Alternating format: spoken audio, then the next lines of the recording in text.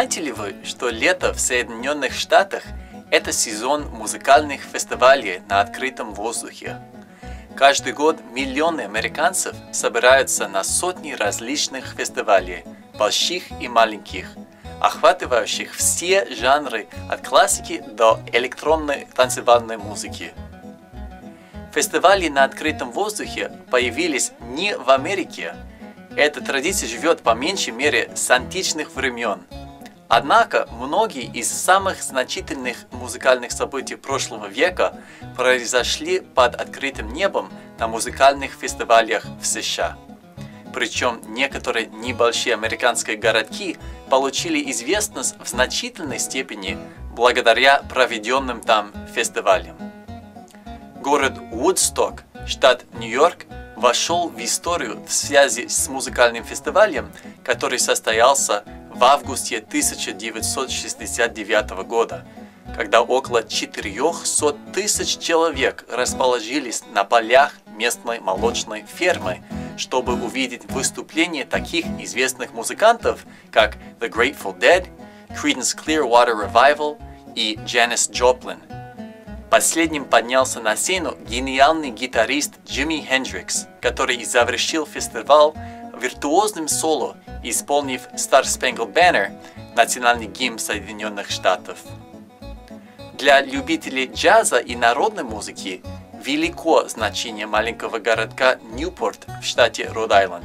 Именно в этом городе в 1954 году состоялся первый в Соединенных Штатах ежегодный джазовый фестиваль. На этом фестивале выступили величайшие представители американского джаза – Элла Фицджеральд, Билли Холидей, Майлз Дэвис. В 1956 году на фестивале в Ньюпорте состоялось одно из самых известных событий в истории джаза.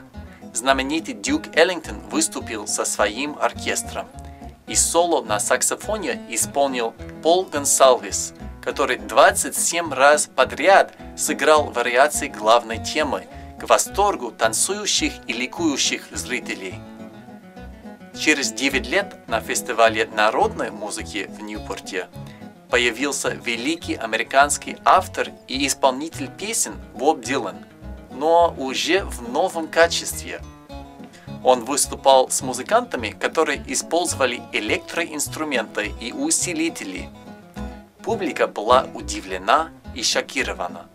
Их реакция была крайне неоднозначной. Возгласы негодования порой заглушали аплодисменты.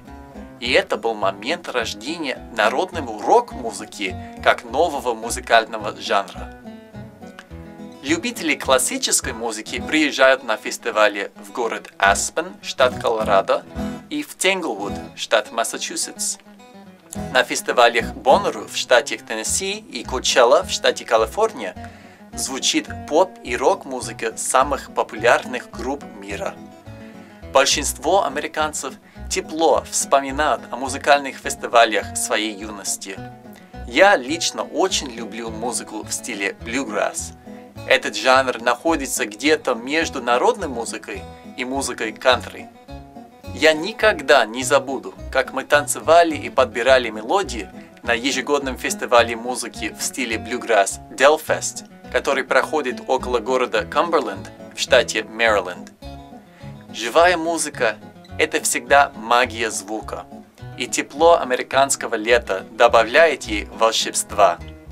Если вы планируете приехать в Соединенные Штаты летом, посмотрите, какие фестивали проходят поблизости. Вы увидите красивые пейзажи вдали от больших городов, встретите любителей музыки и, возможно, станете свидетелем какого-нибудь события в истории американской музыки.